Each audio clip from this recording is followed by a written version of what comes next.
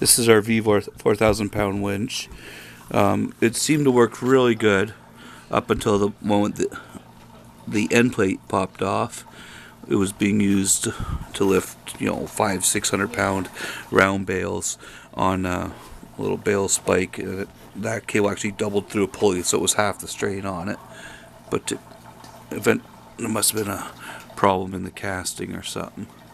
So I wound off the cable onto a board so I can take a video, because VEVOR, whenever you do warranty, wants to see a video. But up until the moment it broke, this winch was working very well. There we go, it's focusing now. But you can see it snapped off all the way in there.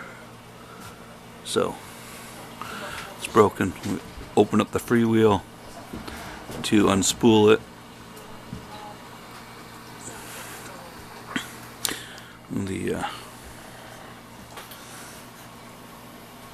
Anyway, that's the damage.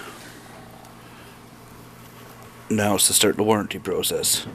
Kind of funny because it's actually sitting on my 60 kilogram VEVOR anvil.